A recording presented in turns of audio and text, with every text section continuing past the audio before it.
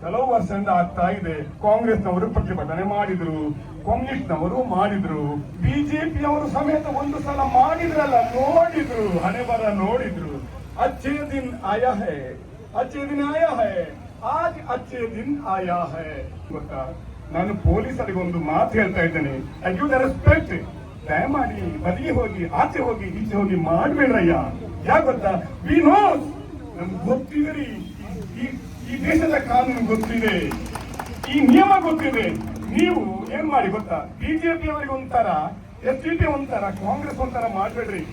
Madam with you please listen traffic police. ನಾನು ನಿಮ್ಮ ಮೇಲೆ ಕೋಪವಿಲ್ಲ, ನೀವು ಸರ್ಕಾರ ನೌಕರರು, ನೀವು ಕಾನೂನು ಪಾಲಿಸಬೇಕಾದರು. ನಿಮ್ಮ ಮೇಲೆ ಒತ್ತಡ ಇದೆ, ಬದ್ಧತೆ ಇದೆ, ಕಾಣದ ಕೈಗಳು ನಿಮ್ಮ ಏನೊಂದು ಮಾಡ್ಯಾರ. ಬಟ್ ಮನುಷ್ಯತ್ವ ನೋಡ್ರಿ, ಕಾನೂನು ನೋಡ್ರಿ, ಶಿಸ್ತು ನೋಡ್ರಿ. 21ಕ್ಕೆ ಟೋಲ್ ಇಲ್ಲ, 70ಕ್ಕೆ ಟೋಲ್ ಇಲ್ಲ, 19ಕ್ಕೆ ಟೋಲ್ ಇಲ್ಲ, 21ಕ್ಕೂ ಟೋಲ್ ಇದೆ. ಪಾಪದವರು ಬಂದ್ರೆ 19ಕ್ಕೂ ಟೋಲ್ ಇದೆ. ಪಾಪದ ಮುದುಕರು ಡ್ರೈವ್ ಮಾಡಿ ಹೋದ್ರೆ.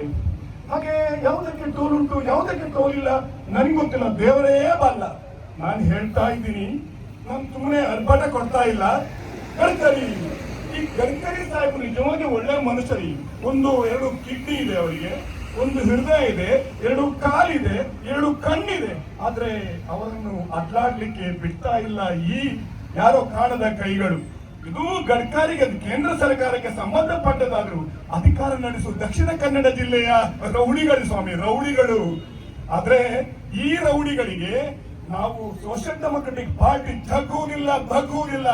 ಕಾನೂನು ನೆಲೆಯಲ್ಲೇ ಉತ್ತರ ಕೊಡ್ತೀವಿ. ನಮ್ಮ ದಕ್ಷಿಣ ಕನ್ನಡ ಜಿಲ್ಲೆಯ ಮಂಗಳೂರು ಗ್ರಾಮದ ಒಂದು ಮಾತು ಹೇಳ್ತು, ಬೆಂಕಿ ಹಾಕ್ಬೇಕಂತ ಇಲ್ಲ ಭಜತುರವರೇ, ದೇವರೇ ಹಾಕ್ತಾರೆ ಬೆಂಕಿ, ಜಾತಿ ಮತ ಧರ್ಮ ಇಲ್ಲದೆ ಅಳ್ತಾ ಇದ್ದಾರೆ. ಒಂದು ರಿಕ್ಷಾದಲ್ಲಿ, ಅಥವಾ ರಿಕ್ಷಾವರಿಗೆ ಟೋಲ್ ಇಲ್ಲ, ಒಂದು ಕಾರಲ್ಲಿ ಅಪರೂಪಕ್ಕೆ ಬಾಡಿಗೆ ಮಾಡಿ ಆಸ್ಪತ್ರೆಗೆ ಹೋಗ್ಬೇಕಾದ್ರೆ ಟೋಲ್ ಕಟ್ಟಬೇಕು. ಕೆಲವರಿಗೆ 40, ಕೆಲವರಿಗೆ 60, ಕೆಲವರಿಗೆ 90, ಕೆಲವರಿಗೆ ನಂಗೆ ಗೊತ್ತಿಲ್ಲ, ಸಿಸ್ಟಮ್ ಗೊತ್ತಿಲ್ಲ. ನಾನು ಟೋಲ್ ಕಟ್ಟಲ್ಲ, ನಾನು ಹಾಲ್ ನೋಡಿಲ್ಲ. ನಂಗೆ ಹೇಳಿದ್ದಾರೆ ಹೋಗುವಾಗ ಹಾಲ್ ನೋಡಿದೆ ಅಂತೇಳಿ. ಆಯ್ತು ಬಿಡಿ, ನಾನು ಭಾಷಣಕ್ಕೆ ಬಂದವಲ್ಲ, ಭಾಷಣದ ಚಟವೂ ನನಗಿಲ್ಲ. ಜಿಲ್ಲಾಧಿಕಾರಿಯವರೇ, ದಯಮಾಡಿ ಗಮನಿಸಿ, ನಿಮ್ಮ ಪಾದಗಳ ಹತ್ತಿರ ನಮ್ಮ ಪಾದಗಳನ್ನು ಹಾಕುತ್ತಾ ಬರ್ತಾ ಇದ್ದೇವೆ. ನಮ್ಗೆ ನ್ಯಾಯ ಕೊಡಿ. ಇದು ಎಸ್ಡಿಪಿ ಅವರ ಟೋಲ್ ಅಲ್ಲ, ಇದು ದಕ್ಷಿಣ ಕನ್ನಡ ಜಿಲ್ಲೆಯ 1 ಕೋಟಿ ಜನರ ಟೋಲ್ ಇದು. ಅದರಿಂದಾಗಿ ನ್ಯಾಯ ಬಂದವಾಗ ಹಕ್ಕು ಕೇಳ್ತಾ ಇದ್ದಾವೆ, ನಮ್ಗೆ ನ್ಯಾಯ ಕೊಡಿ ಅಷ್ಟೇ.